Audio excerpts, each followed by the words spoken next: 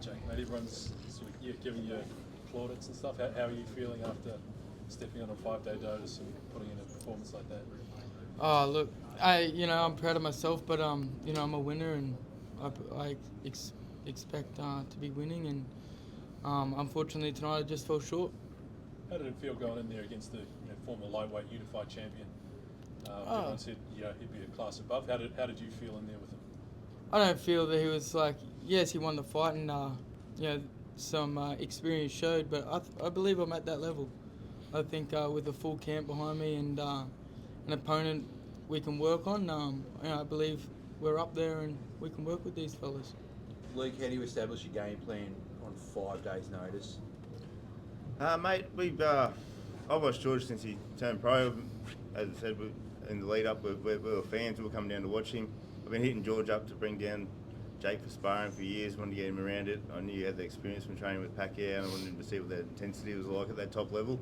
So, mate, we'd watched him plenty of times, and we knew he was going to be fast. We knew he was going to be good on the counters. We knew he'd be trying to steal rounds at the end, and we did try to adjust with that. And I thought he closed the show really good. Jake, I thought he came home really strong.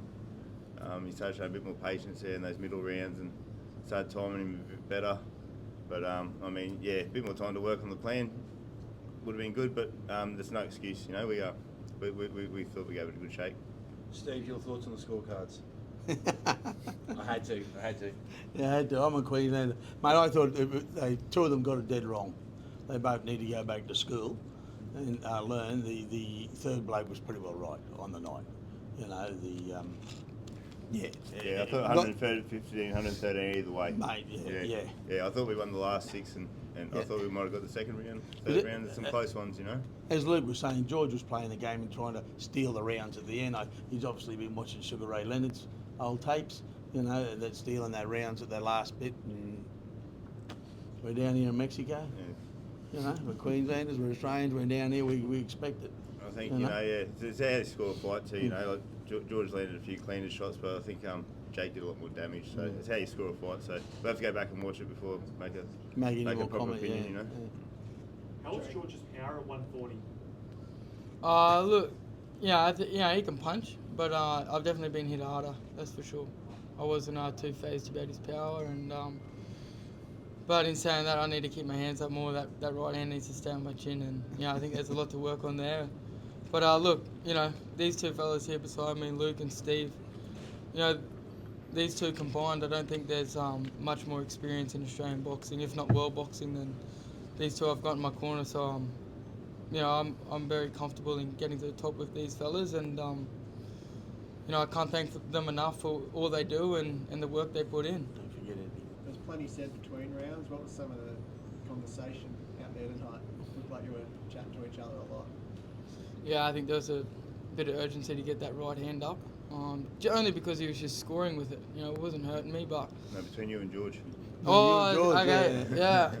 That was during the rounds, too. That was that's just camaraderie, right? Of course. We're fighters, and he was bleeding. And I said, "Fuck you, you're bleeding too." I said, "You're marking up," and it's all part of it.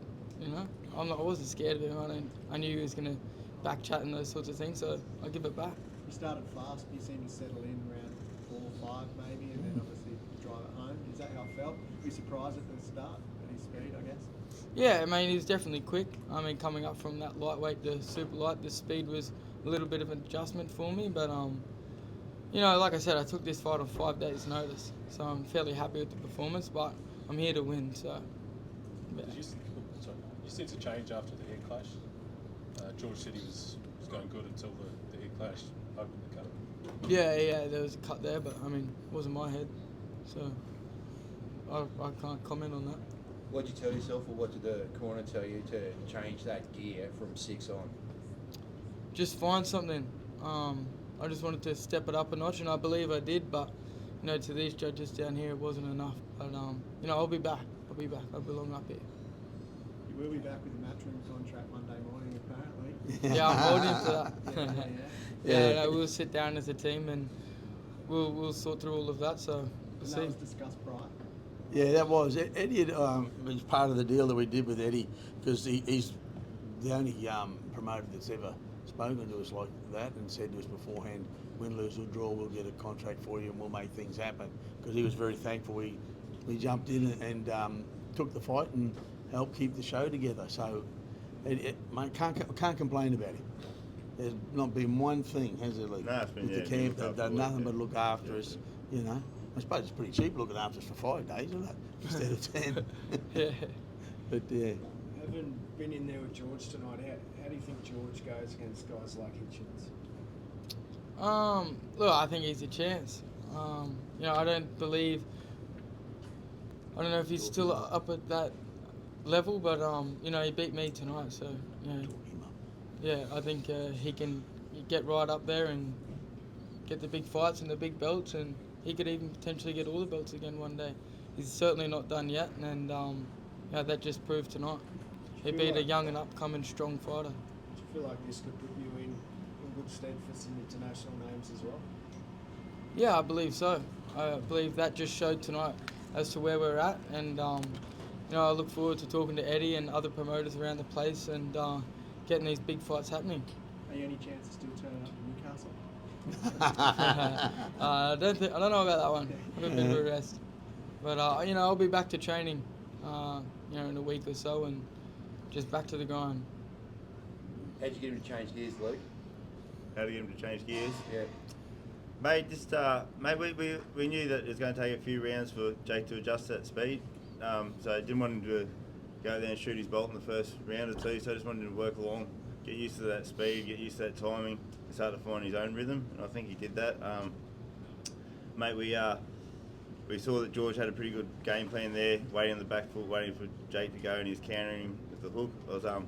I was pissed off with Jake dropping that right hand coming forward. He gave away a few rounds, a couple of hooks there, which was the difference between a couple of close rounds, which, you know, could have ultimately cost us the fight. There wasn't much in it, I reckon. I was just trying to get him to tidy up that defence a bit. He's getting up a little bit tall, so I wanted to get down low.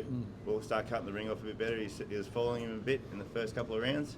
Got him to start, when he's backing up, start stepping across that right, get him on those ropes and start doing what Jake does best and terrorising you inside, and well, I guess that was the call. Nothing soft, Steve? Nothing soft comes out of fortitude. It's our motto, and that's what we deliver. And as always, fortitude always delivers. We never miss, do we? Never miss. Never Well miss. done, Jake. Never miss. Well done. Thank you very much, guys. Yeah.